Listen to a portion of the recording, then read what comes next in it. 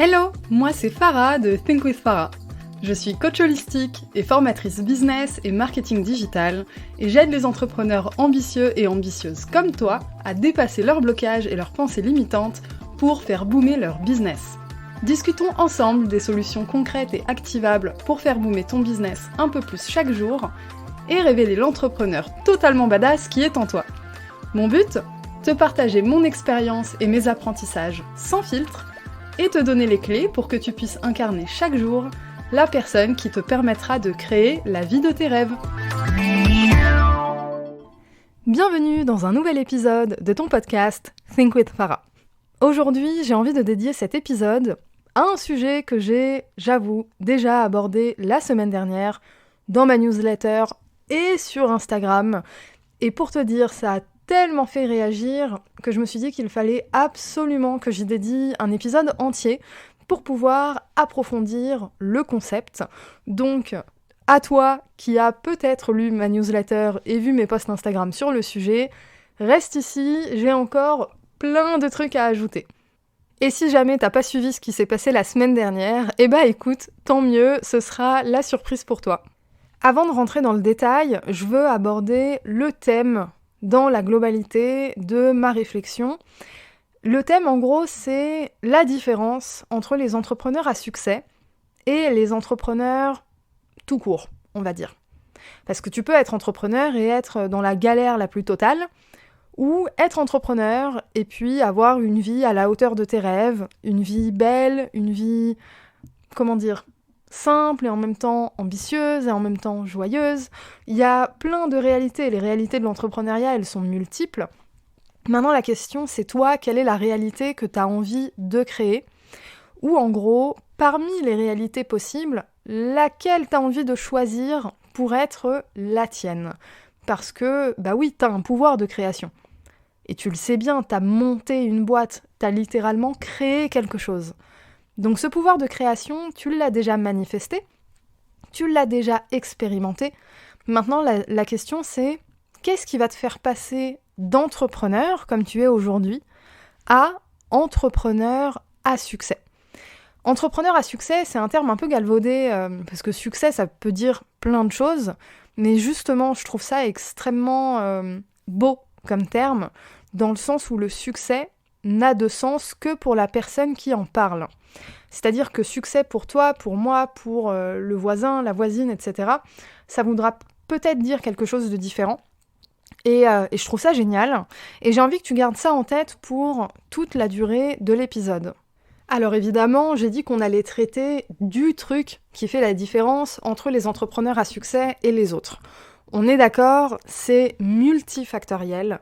Il y a plein d'éléments à prendre en compte, la dimension de privilège, etc., etc., mais au quotidien, en réalité, il n'y a pas 36 000 choses qui font la différence, et je crois qu'il y en a même une seule.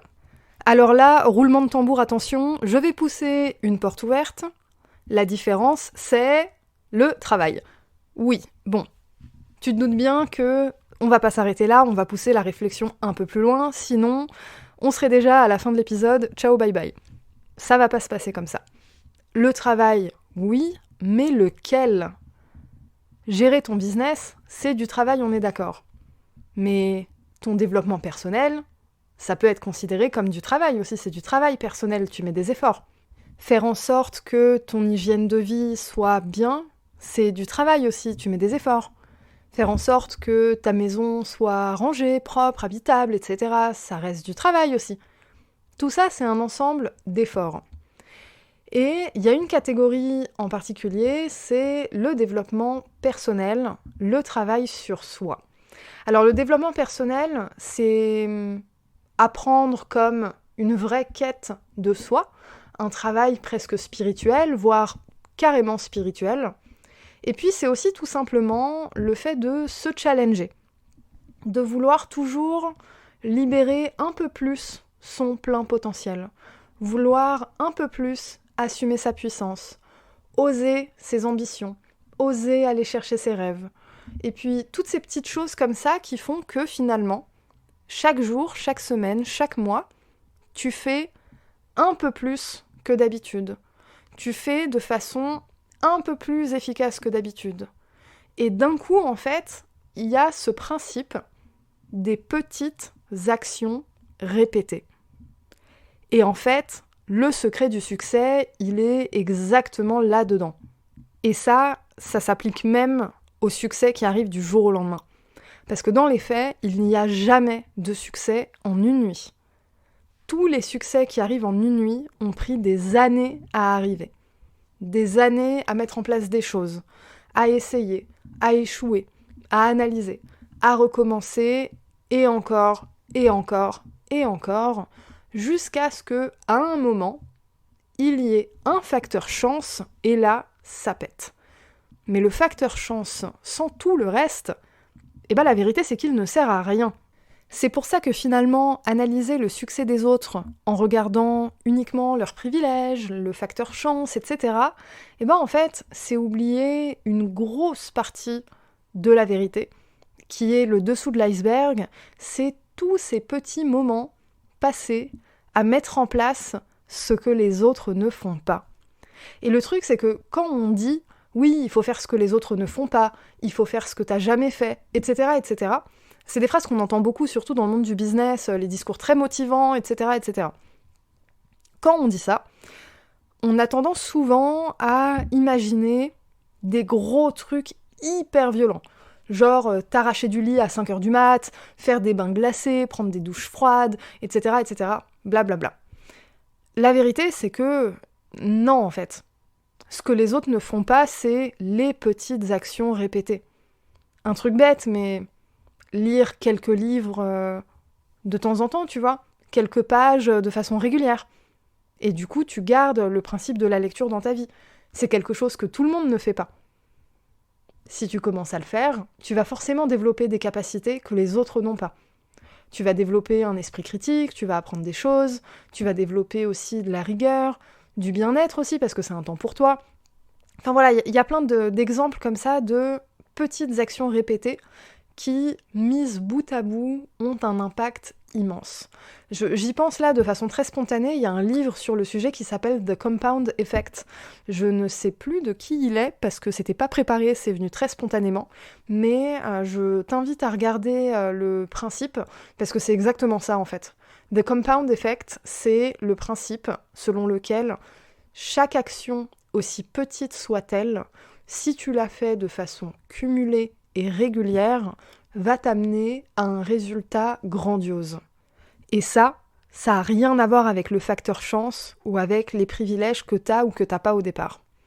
L'exemple que j'ai pris pour illustrer ça dans ma dernière newsletter, du coup la semaine dernière, et j'en ai parlé sur Instagram aussi, j'ai pris un exemple en lien avec la cuisine.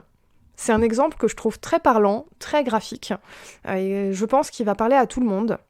Si tu prends une cuisinière amatrice d'un côté et une chef expérimentée de l'autre, que tu leur donnes exactement les mêmes ingrédients, le même temps disponible, les mêmes conditions, les mêmes outils, etc., etc., t'auras pas du tout le même résultat.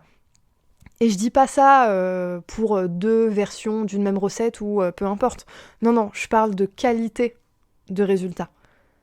D'un côté, t'auras, admettons, si la recette c'est un risotto aux champignons, et d'un côté, t'auras un risotto aux champignons standard, très bien, et de l'autre, t'auras un risotto aux champignons divin.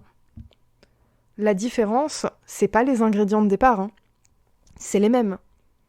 C'est pas non plus les conditions pour réaliser ça.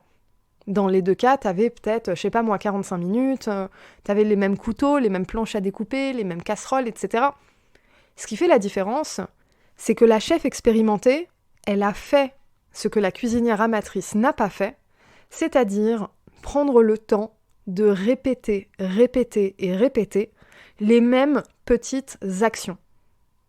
Les chefs les plus expérimentés ont passé des heures entières à apprendre à couper un oignon, à apprendre à éplucher une carotte.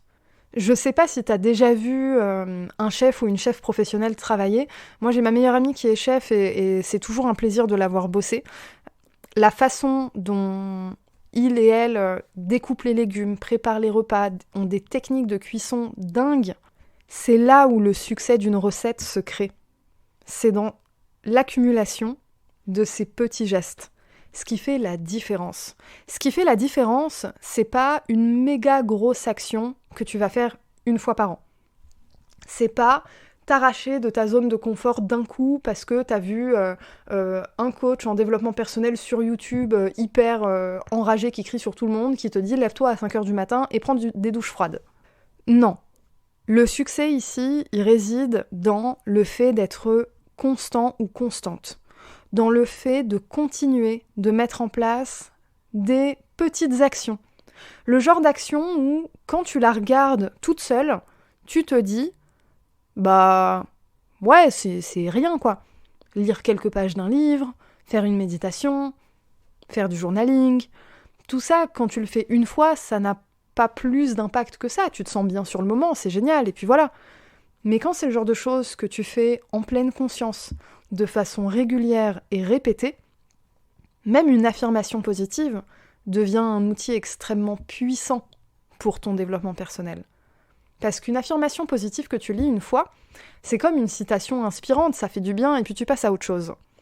Une affirmation positive que tu prends le temps de lire, de répéter, que tu prends vraiment le temps d'imprégner complètement, là ça commence à avoir un impact sur ton subconscient. Là t'es en train de reprogrammer ton cerveau. Là t'es en train de te nourrir d'une énergie complètement nouvelle et t'es en train de complètement bousculer ton schéma de croyance et de fonctionnement. C'est un principe, en réalité, qui est connu de façon universelle. Là, j'ai pris l'exemple de la cuisine, mais dans le sport, c'est pareil. C'est la répétition qui fait l'excellence. Et c'est pas la répétition de compète, c'est la répétition de petits gestes. Et tout mis bout à bout, élève ton niveau, élève ta capacité à réussir. Et donc forcément que le résultat final va être à la hauteur de tout ça. Le truc, c'est que c'est difficile de faire ça. Sur le papier, c'est simple, on est d'accord. Tu prends une petite action toute simple, tu la répètes de temps en temps, c'est la recette du succès, génial. Mais dans les faits, ça se passe pas comme ça. Dans les faits, t'as ta fameuse zone de confort dans laquelle tu te sens tellement bien que t'as pas envie de la bousculer. Même si c'est juste pour intégrer un peu de journaling, un peu de méditation, le fait d'aller te balader après manger, des petites règles comme ça. Le truc, c'est que si t'as envie de passer au niveau supérieur dans ta vie, dans ton business, si t'as envie de switcher ton mindset et vraiment de level up, t'as besoin de changer en profondeur à quoi ressemble ton quotidien. Parce que ton quotidien aujourd'hui, il te mène aux résultats que tu as. Si t'as envie de changer tes résultats, t'as besoin de changer quelque chose. Alors là, changer quelque chose, tu peux avoir deux approches. Oui, écoute, je vais changer les stratégies de mon business, je vais peut-être commencer à faire de la pub, je vais embaucher peut-être un coach, un consultant, une consultante, blablabla, et puis une approche très business. Et franchement, c'est génial, et je pense sincèrement que tout le monde bénéficierait de cette approche-là, au moins aux instants clés de développement de son business. Le truc, c'est que si tu fais que ça, mais que tu ne changes pas profondément qui tu es, au niveau non perceptible, au niveau vibratoire, il y a un truc qui va pas être aligné. Parce que tu vas te mettre en mouvement pour mettre en place de nouvelles actions dans ton business, etc. Mais ton mindset, il aura pas changé. Ta vision, elle aura pas changé. Ton attitude n'aura pas changé. Et au final, le leader qui sommeille en toi, il se sera pas réveillé. Tu mettras en place des choses comme ça qui auront un impact positif, c'est sûr. Mais là, je te parle pas juste d'un impact positif. Je te parle pas juste de réussir un projet. Je te parle de level up ta vie et ton business. Je te parle d'un changement tellement profond que ça va changer ta façon de vivre la vie, ta façon de penser. Ton discours intérieur va changer. Et ça demande un travail certes simple, mais constant. Alors là, dit comme ça, je peux comprendre que ça puisse faire un peu peur.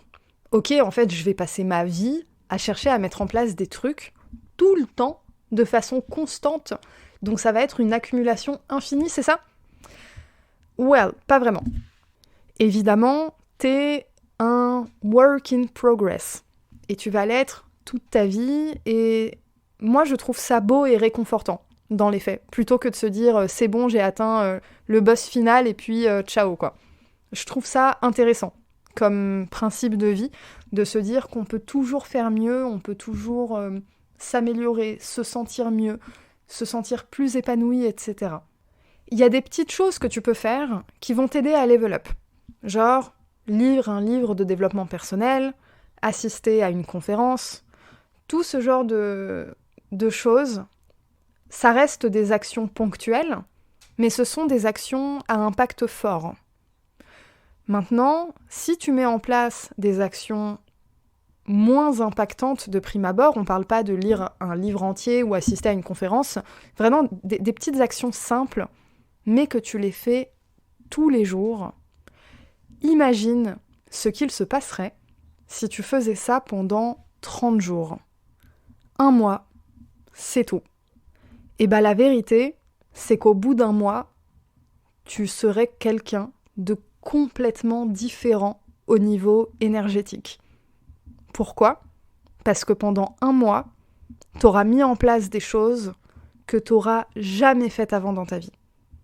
Tu n'auras jamais pris le temps de mettre en place toutes ces choses-là. Alors oui, tu auras peut-être fait ces actions de façon sporadique, par le passé, de temps en temps, etc. Mais de façon aussi rigoureuse et régulière, ce serait peut-être la première fois. Et là, il y a un vrai changement de fond qui se met en place au niveau de ton subconscient. Le truc, c'est que ta vie entière est régie par ton subconscient.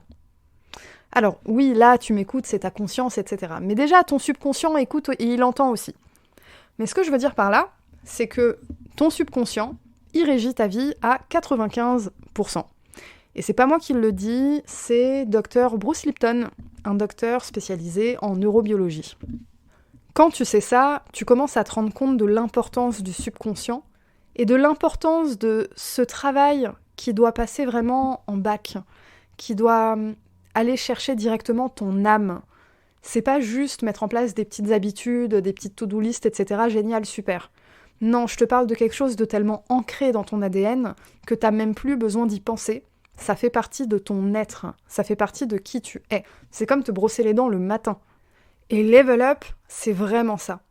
C'est quand ce genre de petites actions qui font la différence ont été tellement pratiquées et intégrées par ton subconscient qu'elles font désormais partie de ta vie, de ton quotidien, sans effort. Et si ça, c'est quelque chose que tu as envie d'atteindre, le 15 mars, je sors mon programme 30 jours pour Level Up. Je l'ai construit avec ma méthodologie en 4 actions quotidiennes. C'est une méthodologie que j'ai déjà testée et validée auprès de plus de 1000 entrepreneurs. C'est un programme pour toi, mais il va aussi t'aider à développer ton business. Dans ce programme, tu as chaque jour 4 actions, donc ça fait un total de 120 actions que tu auras mis en place dans ta vie. Tu trouveras aussi un plan d'action concret pour tes publications Instagram pendant 1 mois. Tu auras 30 templates de carrousel, 30 templates de Reels et 30 templates de description. Et tu auras aussi de quoi mettre en place de nouvelles choses dans ta vie et pratiquer la gratitude à un niveau tellement profond que ça va te permettre d'activer ton pouvoir de création en pleine conscience cette fois et de manifester tes rêves. Et tout ça, tu y auras accès pour l'équivalent de 3,33 € par jour. C'est mon premier programme à ce prix-là. Il sort le 15 mars. Et si tu as envie d'en profiter, j'ai mis le lien pour t'inscrire à la liste d'attente dans la description de l'épisode et dans ma bio Instagram @thinkwithfarah. Les personnes inscrites à la liste d'attente seront évidemment prévenues dès que le programme est disponible, mais je réserve en plus un petit cadeau pour les personnes inscrites à la liste d'attente, parce que je fonctionne toujours comme ça. J'aime récompenser les personnes qui prennent action.